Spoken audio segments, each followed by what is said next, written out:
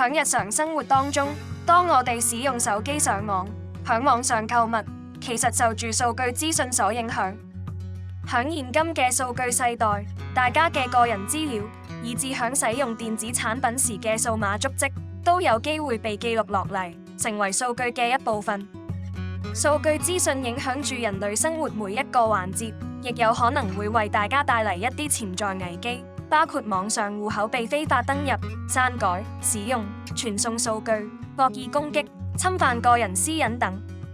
一個著名網上知名嘅買賣平台被揭發用戶嘅個人資料被人非法截取。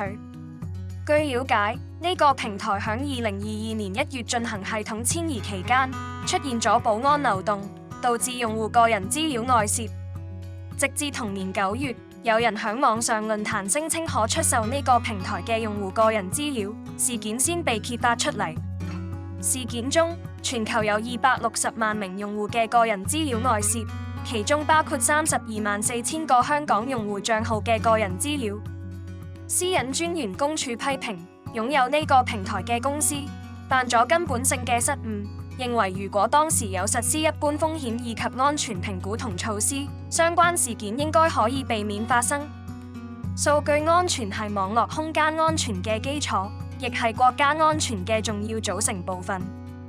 維護數據安全，確保數據處於有效保護同合法利用嘅狀態，響今時今日萬物聯網嘅世代，甚為重要。